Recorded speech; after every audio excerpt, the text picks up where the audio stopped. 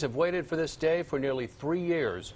In just a few minutes, opening statements begin for the long-awaited trial of James Holmes. Now, Holmes admits he opened fire at a midnight showing of The Dark Knight Rises in Aurora back in 2012, killing 12 people and injuring 70.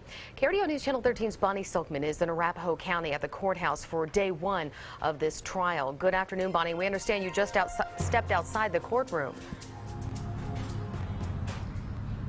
That's right. We were just inside of this Arapahoe County courtroom. I did see James Holmes. He was meeting with his lawyers and also the judge to go over some general rules. Now, he didn't say anything. He was just dressed in regular clothes, a button-up shirt, and his glasses as well. Now, the jury also asked lawyers to give the jury a heads up before they show any graphic videos or photos, so just so those jurors can be prepared. Now, those opening statements will begin in about 15 minutes. We do have a reporter inside to, of course, keep you updated on everything that both the prosecution and the defense has to say. Each side will get 2 hours for those opening statements. Now, Colorado has not had an execution in nearly 2 decades, but that could change if James Holmes is found guilty.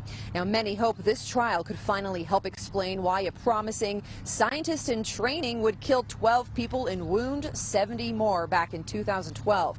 Prosecutors are expected to argue that Holmes planned and prepared for weeks, if not months, gathering ammunition, practicing with his weapons, and building explosives. Holmes' defense will try to convince the jury that he was suffering from a psychotic episode. Now, this trial, this is just day one. It's expected to last as long as 4 months as prosecutors call hundreds of witnesses, trying to prove more than 165 charges against Holmes. Ultimately, they are seeking the death penalty.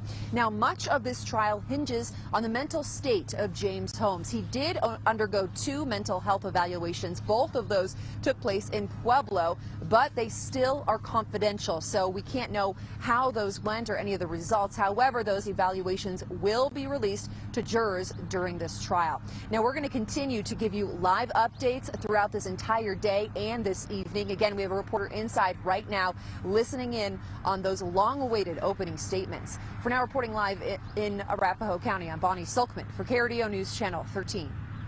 Bonnie, thank you.